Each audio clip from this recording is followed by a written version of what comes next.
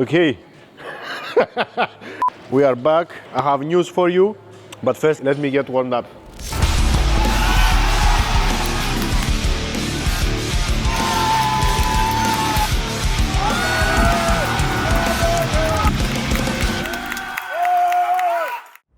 So we are back with episode 3 of the Euros prep, and I have some news. Just a small recap, if you missed the last episode, I've been having some back problems for the past few weeks or months, and I had an MRI planned to see if everything was okay. And I have some bad news and some good news. Turns out that through the MRI we found that I have 2 disc herniations in my L4 and L5, and that could probably be the reason why I got the back flare-ups the last few weeks. But the good news is that I have been training the whole way through, and since last time we did 100 kilos, and a few days ago I squatted 210 with no problems, no irritations, nothing. Everything seems to be gone. I have to still be careful, but it looks like I will be able to continue with the prep and that everything will hold up. I have sent my MRI to a few physios and they all had the same opinion.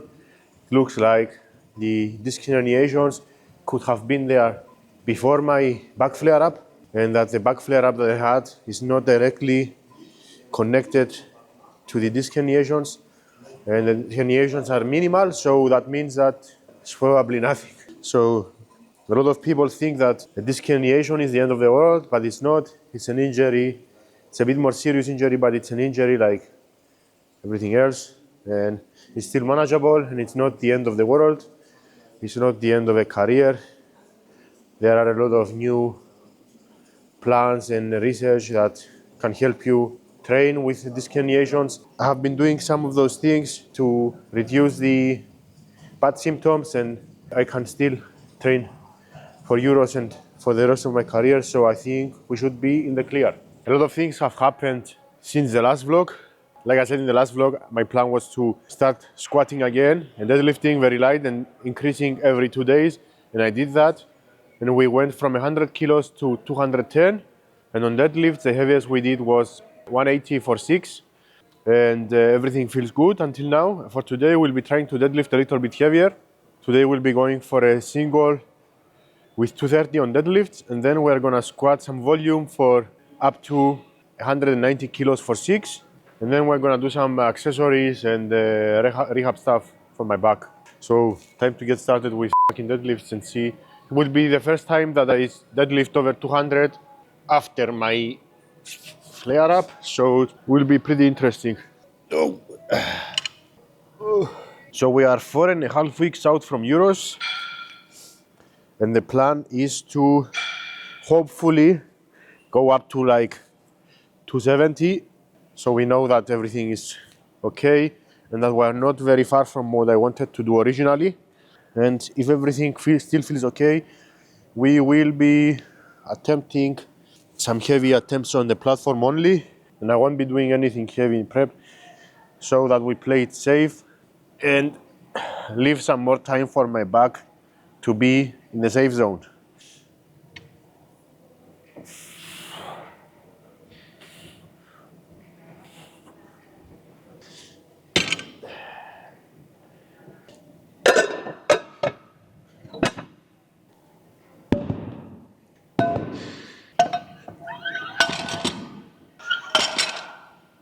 I've had like 1 or 2 days where I was a bit down because of all of this shit, because it was unnecessary.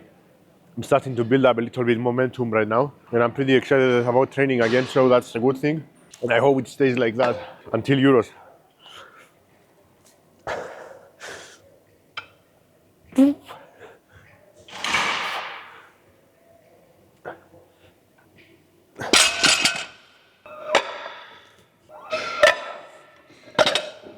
I usually go for 2 reps, 1, 2, 3 reps, but I'm gonna build up a little bit more slowly so that I can get a little bit more volume in while being in the safe zone. So I'm going for 100 for 6, 120 for 6, 140 for 6, 160 for 6, 180 for 6, and then we're gonna start with singles, 200, 215, 230, and then we're gonna squat.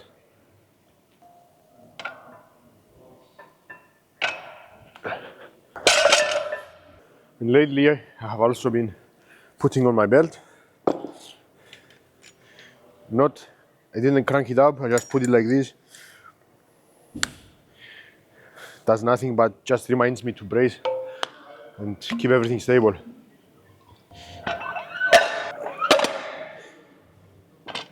I tried to go a little bit soft touch on this and maintain my position at the bottom so I don't have to bend too much.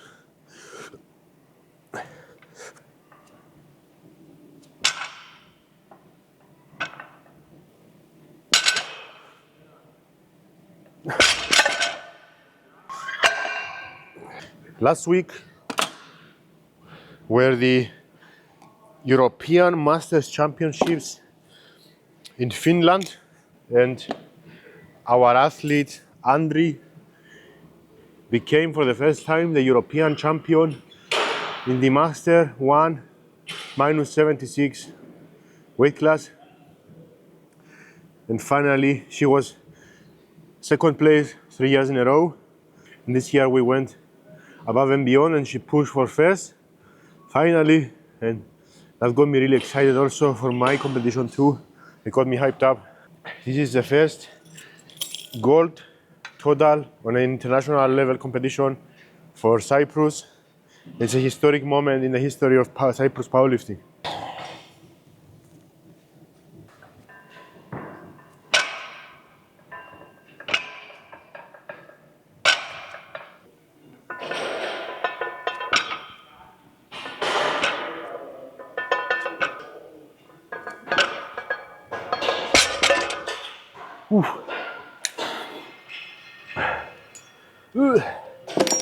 Cardio.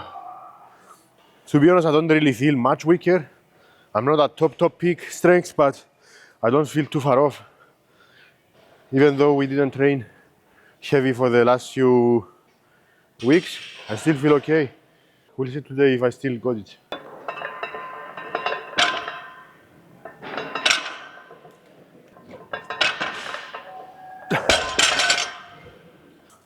My first hook grip set after months of not using hook grip. I have to use so much chalk for this, bro. I don't want my grip to slip, because if your grip slips sometimes, your low back takes the load and it won't be good. So I have to do everything properly even though it's 200.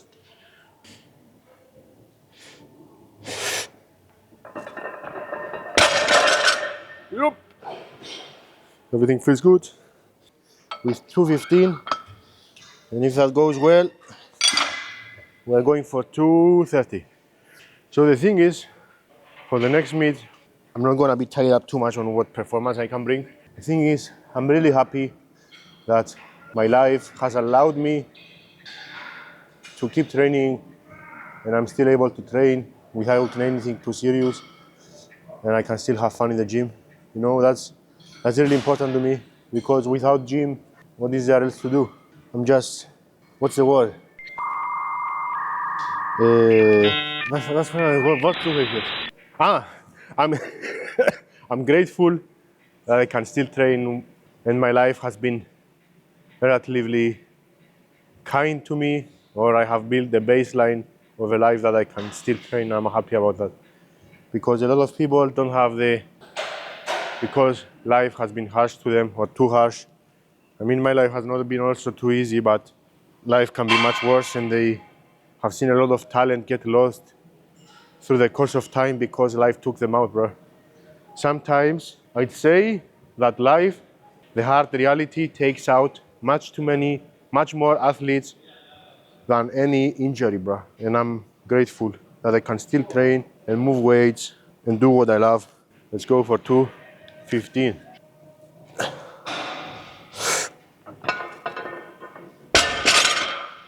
Yep, everything is okay. Time to move on to 230.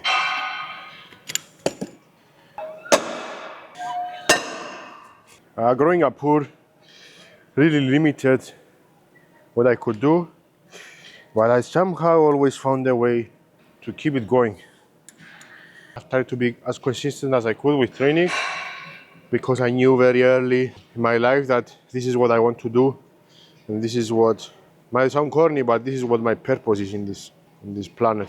Just have to get as strong as possible.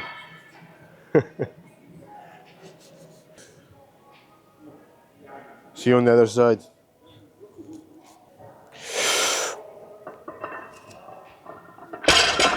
Yep. Felt okay. 230. Really happy, so we'll call it today for deadlifts. And we move on to squat volume. Really happy about today because the turning point where I said, okay, it's time to get this checked, was after deadlifts a few weeks ago, where I tried 240 or 245, I'm not sure.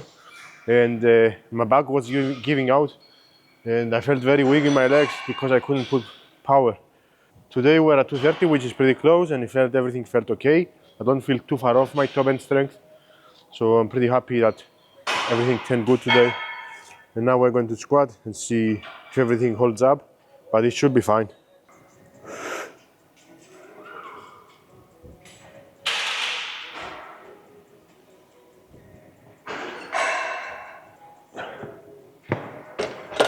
Other than my hips feeling a little bit rusty, everything else feels okay. I don't feel my back at all, so that's a really good sign.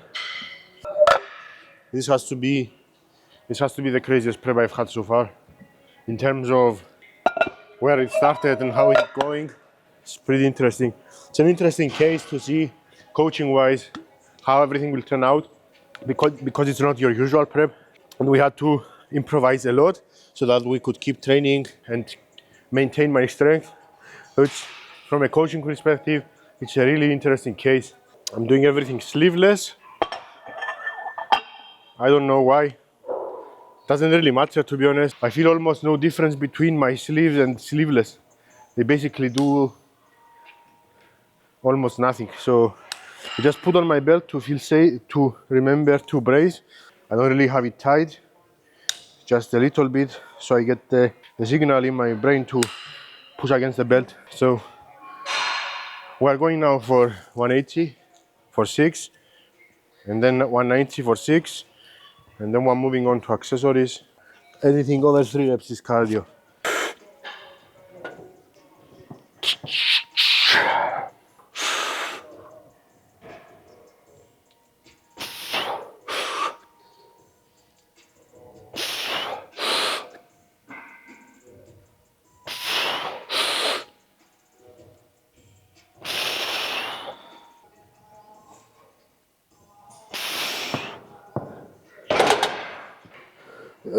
Mom, come pick me up. You know whose fault is this? All of this Spotify's fault. I'm telling you, Spotify. Don't even ask me why. Everything. Spotify is the root of all evil. Don't sue me, I'm just kidding. So last set, 190 for 6. Gonna become a CrossFitter, I have to watch out. I've been feeling a little fruity since I started doing reps.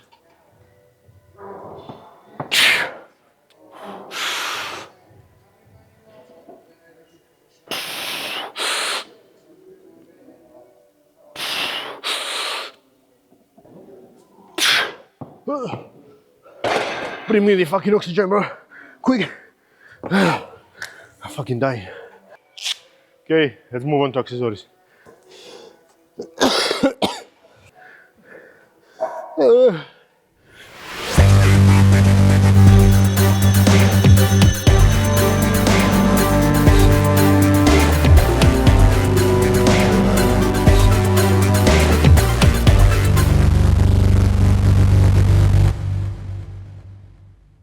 So now that our accessories are done, I'm doing after training some mobility stuff and also doing some rehab stuff for my back. Some of the things I did or I'm doing, it's not a solution for everyone, but it was for me after I spoke with my physiotherapist. So don't copy the stuff I do. If you have a similar problem, just make sure you take the advice of a professional. I'm just showing you what I do, just so you know, so that I document everything. So the first thing I do is some exercises from Mackenzie, where I just lay on my belly and I just stay in this position for a little bit, like 3 minutes. And then where everything feels that It's too easy. I push up a little into a cobra stretch and I hold this position for a little bit. And some other stuff I did was I'm doing like some thoracic mobility. These are a few things I'm doing after my training. They have helped me out a little bit, get a little bit more range of motion. This is not for everyone, this is not for every case. My physio gave me the guideline of doing everything that doesn't hurt and just to get some more movement into it, and through blood flow it's gonna heal. Movement is health.